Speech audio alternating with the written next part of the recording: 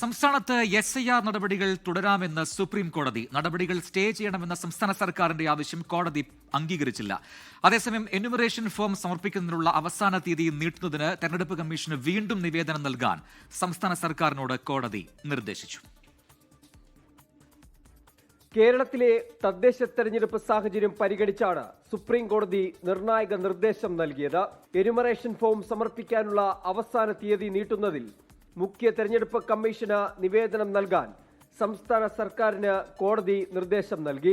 തെരഞ്ഞെടുപ്പ് കമ്മീഷൻ ഇത് പരിഗണിച്ച് 2 ദിവസത്തിനുള്ളിൽ ഉചിതമായ തീരുമാനമെടുക്കണമെന്നും ചീഫ് ജസ്റ്റിസ് സൂര്യകാന്ത്. നിലവിൽ SIR നടപടികൾ തുടരാം. എന്നാൽ കൂടുതലായി ഒരു സംസ്ഥാന സർക്കാർ ജീവനക്കാർക്ക് പോലും ചുമതല നൽകരുതെന്നും സുപ്രീം കോടതി കമ്മീഷനോട് നിർദ്ദേശിച്ചു.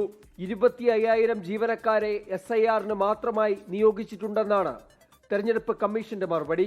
സംസ്ഥാന സർക്കാരിന്റെ ആവശ്യം ന്യായവും നീതിയുക്തമെന്നും സുപ്രീം കോടതി നിരീക്ഷിച്ചു. ഇപ്പോൾ തെരഞ്ഞെടുപ്പ് കമ്മീഷൻ പറഞ്ഞിരിക്കുന്നത് 11-ാം തീയതി വരെ നീട്ടിയിട്ടുണ്ട്, ഡിസംബർ 11-ാം തീയതി വരെ നീട്ടിയിട്ടുണ്ട്. പക്ഷേ സംസ്ഥാന സർക്കാർ പറഞ്ഞിരിക്കുന്നത് അത് പോരാ, ഇനിയും ഇത് നീട്ടിവെക്കേണ്ടതുണ്ട്. അപ്പോൾ എന്തെല്ലാം കാരണങ്ങൾ കൊണ്ടാണ്, എന്തെല്ലാം ഘടകങ്ങൾ കൊണ്ടാണ് നീട്ടിവെക്കേണ്ടത് എന്ന് നിവേദനത്തിൽ പറയണം. അതിന്റെ അടിസ്ഥാനത്തിൽ എത്ര ദിവസത്തേക്കാണ് നീട്ടിവെക്കേണ്ടത് എന്നുള്ളതും സംസ്ഥാന സർക്കാരിന് ആവശ്യപ്പെടാം.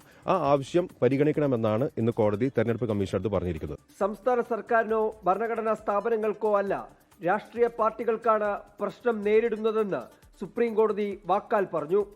88% SIR ഫോമുകളുടെ ഡിജിറ്റലൈസേഷൻ പൂർത്തിയായെന്നും SIR നടപടികളുടെ സമയപരിധി നീട്ടി നൽകിയിട്ടുണ്ടെന്ന് തെരഞ്ഞെടുപ്പ് കമ്മീഷൻ കോടതിയിൽ പറഞ്ഞിരുന്നു.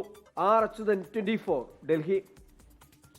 ലോകത്തെവിടെയായാലും ഏത് സമയത്തും 24 വാർത്തകളും ഓഗ്മെന്റഡ് റിയാലിറ്റി പാക്കേജുകളും എക്സ്പ്ലെയിനറുകളും വിശദമായി കാണാൻ ഞങ്ങളുടെ YouTube ചാനൽ നിങ്ങൾക്ക് സബ്സ്ക്രൈബ് ചെയ്യാം.